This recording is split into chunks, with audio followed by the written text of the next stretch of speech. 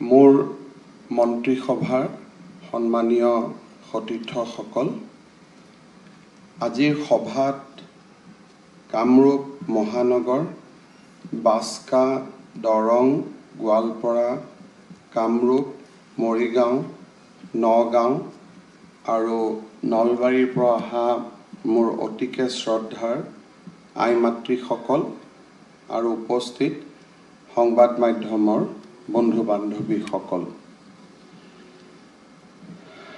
আজিৰ এই অনুষ্ঠানটো কোনো বিশেষ আনন্দৰ অনুষ্ঠান নহয়।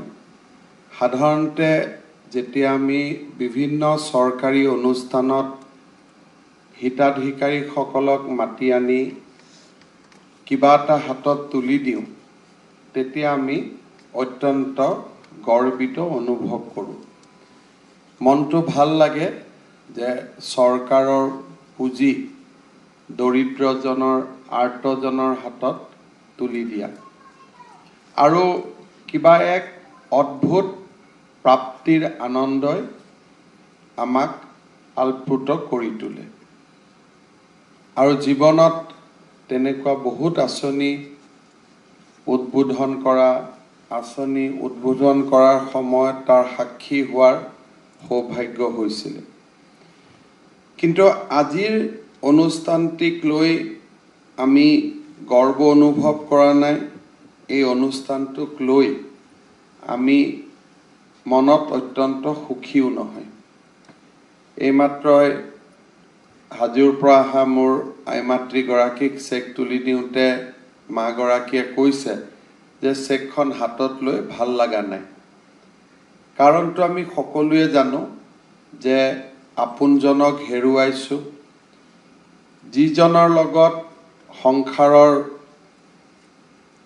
এক নতুন যাত্ৰা আৰম্ভ কৰিছিলোঁ, ক'ৰবাত আধাতে সেই যাত্ৰাটো যতি পৰি গ'ল আৰু আমি নিজকে অকলশৰীয়া অনুভৱ কৰিলোঁ। অকলশৰীয়া অনুভৱ কৰাই নহয়, বহুজনৰ আৰ্থিক যিটো সম্বল আছিল, অৰ্থাৎ পিতৃয়ে উপাৰ্জন কৰিছিল, পৰিয়ালত সকলোৱে মিলি ঘৰখন চলাইছিলে, আজি সেই ব্যক্তিগৰাকী আমাৰ মাজৰ পৰা আঁতৰি গ'ল। মই অনুভৱ কৰোঁ যে আপোনালোক সকলোৱে এখন জীৱনৰ এটা দীঘলীয়া সংগ্ৰামত অৱতীৰ্ণ হ'ব লাগিব। কোনোবাই নিজৰ ল'ৰা ছোৱালীক পঢ়ুৱাব লাগিব, কোনোবাই বিয়া দিব লাগিব, কোনোবাই সৰু কোলাত থৈ যোৱা সৰু কেঁচুৱাটোক লালন পালন কৰি আগবঢ়াই লৈ যাব লাগিব। অত্যন্ত দুখৰ দিনত আৰু এটা দুৰ্ভাগ্যৰ সময়ত আমি ইয়াত গোট খাইছোঁ।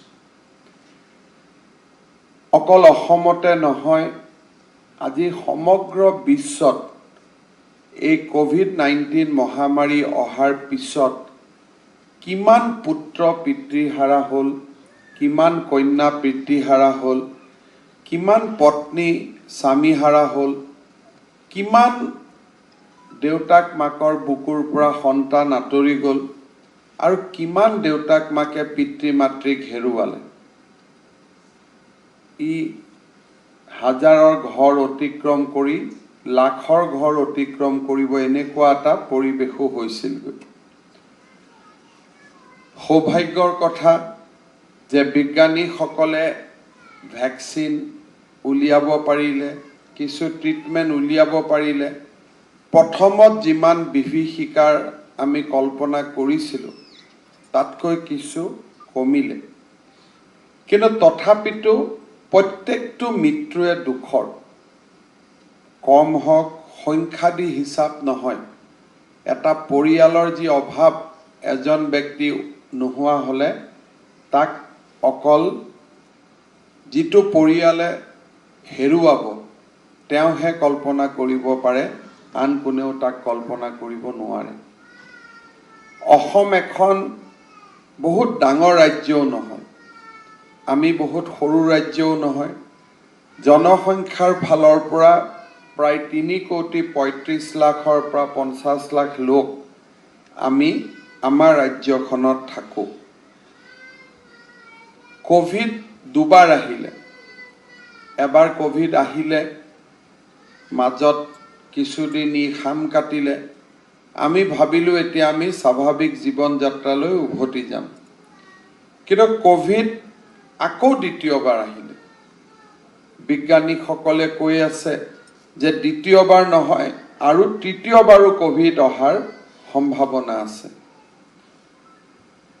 আজি দিনটোত আমি অসমে 9 জুলাই পৰ্যন্ত অৰ্থাৎ যোৱাকালিলৈকে 4,788 গৰাকী ব্যক্তিক আমি হেৰুৱাইছোঁ। আৰু কোভিড হৈ কিন্তু হয়তো অকল কোভিডৰ কাৰণেও নহয়, আন কিবা বেমাৰো আছিল, তেনেকৈও আমি হেৰুৱাইছোঁ 1,347 গৰাকী ব্যক্তি। অৰ্থাৎ আজি আমি প্ৰায় 6,000 ব্যক্তিক, 6,100 কিমান এগৰাকী ব্যক্তিক আজি আমি 6,159 গৰাকী ব্যক্তিক আমি হেৰুৱাইছোঁ। পৰিসংখ্যাৰ ফালৰ পৰা যদি চাব যাওঁ যে 0.8%, 0.7%, হয়তো ভাৰতৰ তুলনাত, বিশ্বৰ তুলনাত আমি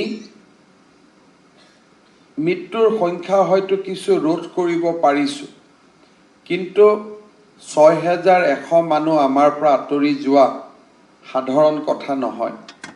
6,100টা পৰিয়াল, কোনোবা পিতৃহাৰা হ'ল, কোনোবা মাতৃহাৰা হ'ল, কোনোবা স্বামীহাৰা হ'ল, আৰু কাৰোবাৰ সমগ্ৰ পৰিয়ালটোৰে মৃত্যু হ'ল।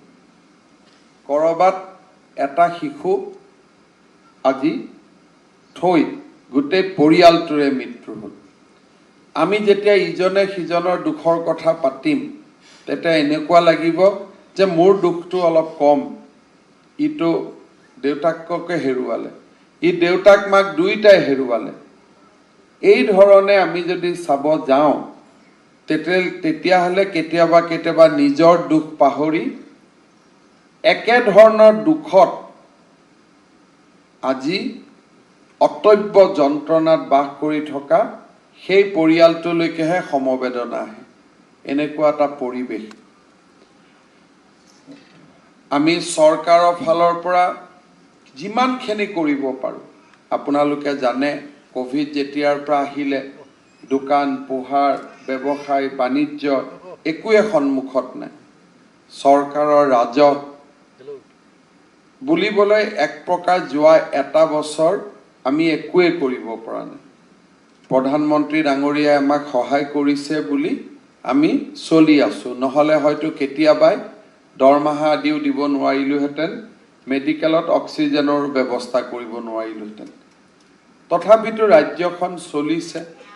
এই পৰিৱেশৰ মাজত যোৱা 10 তাৰিখে যিসকল শিশু অনাথ হ'ল, দেউতাক মাক আঁতৰি গ'ল এই পৃথিৱীৰ পৰা, তেওঁলোকক আমি মাহত 3,500 টকা কৰি পোৱাৰ এটা ব্যৱস্থা আমি কৰি দিছিলোঁ।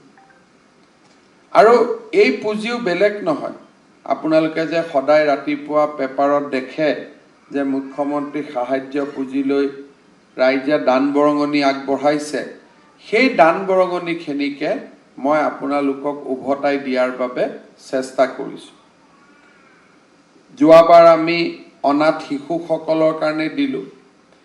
এইবাৰ আমি চেষ্টা কৰিছিলোঁ যে কোভিডত যিসকল মাতৃ বা মোৰ বাইদেউ বা মোৰ ভণ্টি স্বামীহাৰা হ'ল, তেওঁলোকক আমি কিবা সহায় কৰিব পাৰোঁ নেকি। চৰকাৰৰ আৰ্থিক পৰিৱেশ, ৰাইজে কিমান দান বৰঙণি আগবঢ়াইছে, আমি কিমান দিব পাৰিছোঁ, সকলো হিচাপ নিকাচ কৰি আমি আপোনালোকক আজি 2.5 লাখ টকা কৰি আগবঢ়াইছোঁ। বৰ্তমানলৈকে অসমত আমি 874 গৰাকী বিধৱা আই মাতৃক পাইছোঁ আৰু বহুত আছে কাৰণ ৬,০০০ যেতিয়া মৃত্যু হয় তেতিয়ালে বিধৱা হোৱা মহিলাৰ সংখ্যা ২-২.৫ হাজাৰতকৈ কম নহয় আমি আবেদন লৈ আছোঁ জিলা উপায়ুক্তসকলে কাম কৰি আছে আৰু যিমান আহিব আমি গোটেইখিনিক দিম আজিৰ দিনটোত আমি ৮৭৪ গৰাকী ব্যক্তিক আই মাতৃৰ হাতত ২.৫ লাখ টকাকৈ তুলি দিব বিচাৰিছোঁ বাস্কা দৰং গোৱালপাৰা কামৰূপ মহানগৰ মৰিগাঁও নগাঁও নলবাৰী এই গোটেই জিলাকেইখনৰ পৰা আমি নিমন্ত্ৰণ কৰি অনা ১৭৬ গৰাকী আই মাতৃক আজি আমি এই চেকখন তুলি দিম সভা শেষ হোৱাৰ পিছতে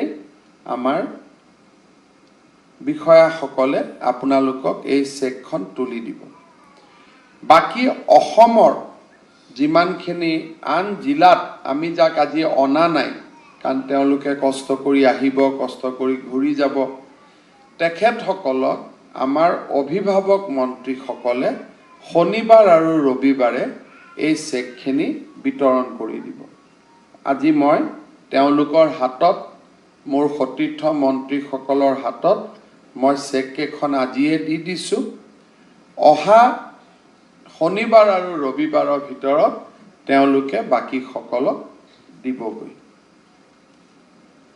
ইয়াৰ উপৰিও এইবাৰ মই বিত্তমন্ত্ৰী ডাঙৰীয়াক কৈছোঁ যে মুখ্যমন্ত্ৰী সাহায্য পুঁজিৰ পৰা অনাথ শিশু বিধৱা মাতৃসকলৰ কাৰণে যিমান পৰা হৈছে কৰা হৈছে কিন্তু চৰকাৰে আন যিসকল থাকি গ'ল অৰ্থাৎ কাৰোবাৰ পৰিয়ালত সন্তানৰ মৃত্যু হৈছে কাৰোবাৰ পুৰুষ কাৰোবাৰ মহিলা বাকি যিসকল আমাৰ হাতত থাকি গ'ল প্ৰায় ৫,০০০ ব্যক্তি এই ৫,০০০ ব্যক্তিকে মই বিত্তমন্ত্ৰী ডাঙৰীয়ানীক কৈছোঁ যে এইবাৰ বাজেটত অকণমান হ'লেও কিবা পুঁজি এটা ৰাখিব যাতে আমি প্ৰত্যেকগৰাকী ব্যক্তিক কিবা এটা আমি সহায় কৰিব পাৰোঁ কিমান তেখেতে ৰাখিব পাৰে কাৰ কাৰণে মই আজিয়ে নাজানো বাজেট হৈ আছে কিন্তু বাজেটৰ জৰিয়তে